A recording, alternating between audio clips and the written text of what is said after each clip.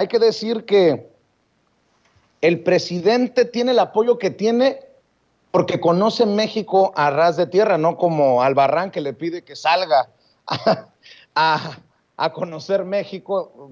Perdón por la risita, que yo sé que es la que calienta. El vocalista de Café Tacuba se resbala horrorosamente. Y lo digo por conocimiento de causa. Me tomó como 8 horas cruzar la sierra de Oaxaca para llegar hasta acá, hasta Huatulco.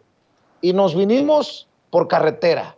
Y en los pueblos ves la barda pintada a favor de Andrés Manuel, la pancarta para que salgas a votar el 10 de abril. La gente en los pueblos se está organizando como puede, pero eso es lo que no entiende el INE.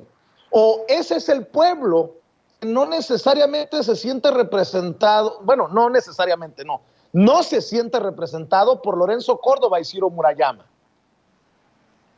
Totalmente de acuerdo. Yo tuve la oportunidad de ir a Acapulco hace poquito, como hace un mes, y me pasó algo muy similar. Toda la carretera, incluso vi estos anuncios de que siga AMLO, muchísimo antes de que estuvieran aquí en la Ciudad de México. Por todos lados, bardas pintadas, la gente ponía en sus coches cosas que habían hecho ellos mismos. De verdad es un ejercicio que debería emocionarnos a gente que estamos a favor de la cuarta transformación e incluso a quienes no.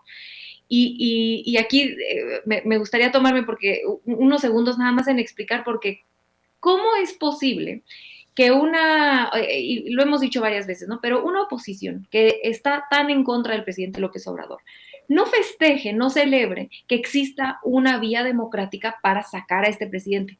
¿Qué quieren? ¿Qué quisieran esta gente? ¿Quisiera que recurriéramos a un golpe de Estado, como ha pasado en Latinoamérica? ¿Quisieran que se hiciera un golpe blando, como es algo que el Fisgón ha estado hablando? Y digo, muchos teóricos Dussel han analizado este golpe blando en otros países de Latinoamérica, donde que parece que la oposición lo sigue paso por paso, ¿no? Si ustedes ponen ahí en Google golpe blando, pasos, ahí el Instituto Nacional de Formación Política tiene tal cual así como un checklist de cómo funciona un golpe blando, infiltrados en movilizaciones pacíficas, guerra desde los medios de comunicación, hay una lista toda, como si fuera así tal cual de manual, ¿no?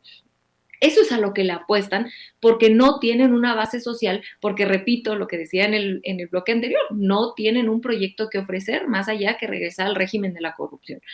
Ahora, a mí me emociona muchísimo ver en otros estados fuera de la Ciudad de México justo lo que tú mencionas, lo que mencionaba ahorita Meme, que la gente se organice de manera orgánica para ejercer un derecho constitucional. Es una demanda ciudadana. La gente fuimos a firmar para exigir que este ejercicio lo pudiéramos tener como ciudadanía. Y los críticos dicen, bueno, ¿para qué vamos a usar y para qué vamos a gastar en un ejercicio como la revocación de mandato si es un presidente que claramente tiene popularidad? Es un capricho. No, los derechos en primer lugar nunca son caprichos, los derechos son derechos y tenemos que ejercerlos, tenemos que cuidarlos, tenemos que arroparlos y tenemos que sentirnos orgullosos de que tenemos estos derechos porque son derechos conquistados. Y yo quisiera hacerles la pregunta de si no practicamos este tipo de derechos, que son nuevos en una democracia joven, en una democracia muy endeble, porque el INE hace poco, en 2006 nos robaron una elección, por Dios. Entonces, yo hago la pregunta de si no hacemos este ejercicio con una voluntad política y un compromiso democrático como el que tiene el presidente López Obrador para someterse a este tipo de consultas. Que dicho sea de paso, no es la primera vez que lo hace, lo hizo en la Ciudad de México 2 veces, se sometió a consulta popular aquí en la ciudad cuando era jefe de gobierno. Fue una promesa de campaña, es decir, no debe sorprender a nadie. Yo me pregunto si esto, el día que sí necesitemos echar a un presidente, si un proceso que se ha hecho tan complicado por culpa del INE y por fallas legislativas, porque la ley tiene muchas complicaciones y esto se explica porque pues Morena tuvo que negociar para poderlo meter a la Constitución, porque si no la oposición no lo hubiera aceptado y pues en política hay que negociar. es difícil pensar que se pueda lograr realizar un ejercicio con tantas trabas. Y yo les doy un ejemplo muy concreto que he dado en algunas ocasiones. En Morelos, varias organizaciones de a pie, de gente de a pie, se quiso organizar en diciembre del año pasado para echar a andar la revocación de mandato del actual gobernador Cuauhtémoc Blanco. No lo lograron porque la gente no sabía de qué se trataba esto. En algunos estados de la República existe la figura de revocación de mandato, Morelos es un caso. Pues la gente no sabía de qué se trataba esto y entonces no se juntaron prácticamente nada de firmas y pues fracasó el proceso.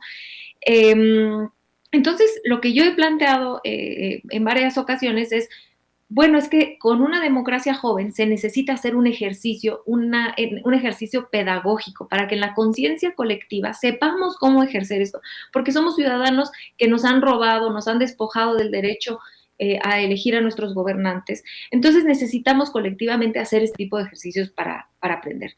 Y a mí me gustaría cerrar, y el INE no está a la altura para proveer o para dar este tipo de ejercicios a la gente, ¿no? No está a la altura para educar a la gente porque no le interesa hacerlo, ¿no? El mismo Ciro Murayama lo ha dicho, el INE solo sirve para poner el banquete, y literal, dijo, es responsabilidad de los novios como en una boda traer a los invitados. No, no, señor, en el INE los estatutos del INE incluye que parte de las responsabilidades del INE es profundizar la democracia.